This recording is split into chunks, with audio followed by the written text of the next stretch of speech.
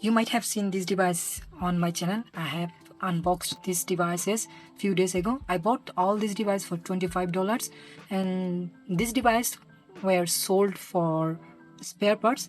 Now I have fixed them almost, most of them, and I will go most work I have done on the device to repair the device to least amount of work I have done to the device.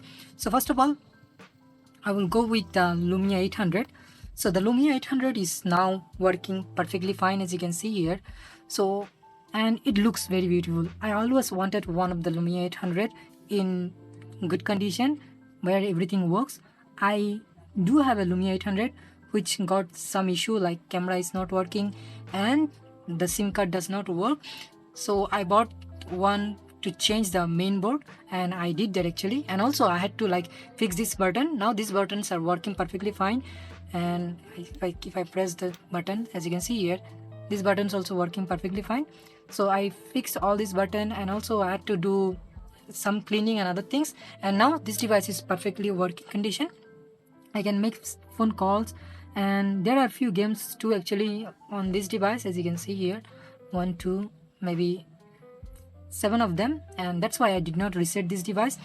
As for now, this device is running on Windows 7.5. Actually I can update this device to Windows 7.8, but if I update the device I will lose all the game and I will not be able to install all those games. So that's why I'm not really updating this device. So as for now, I don't really have to do anything here. It is working, as you can see, 7.5. And the second I had to do works is Lumia 640 XL LTE. So this is LTE variant and huge phone, and now it's working perfectly fine. As you know, when I have unboxed this device, these buttons were not working because the rubberized material gone bad, but now I already fixed them. Let me show you how I fixed them. So as you can see here, there are some white pieces around the buttons. So these are actually from SIM tray. I cut the SIM tray with little pieces and stick with super glue. Now the buttons are working perfectly fine. And also I had to fix the earpiece of this device because for some reason the earpiece connection was gone. Like the main hardware is okay, but the connection from main board to earpiece was broken. The ground line was not there, so I had to fix it. I had to short the ground point with the ground, and now everything's working perfectly fine. And this device, when I got this device, was running on Windows 10, and there was some issue with the display when it was running on 10 because maybe driver issue with the display.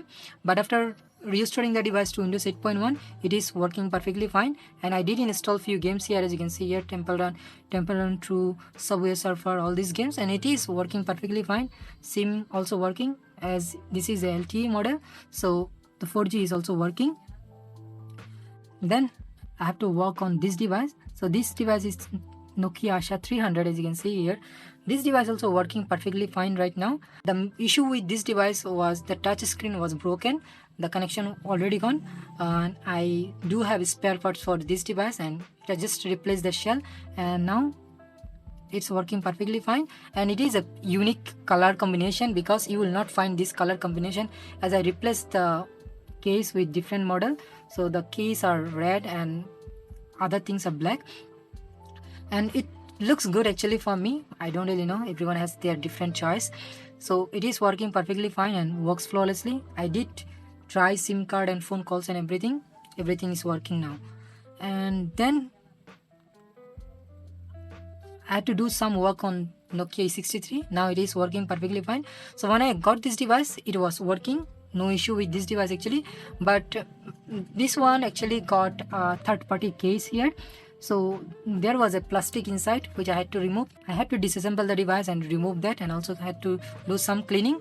Now it is working perfectly fine, no issue with this device too, and working flawlessly. Then this device, so this device when I got it was dead. I had to boost the battery to bring this device to life.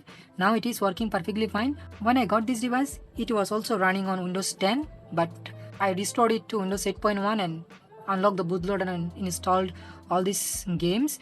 The main reason why I downcarded this device is to use Lumia camera. So the Lumia camera application does not work on Windows 10, but all the features of Lumia camera exist on their main camera application.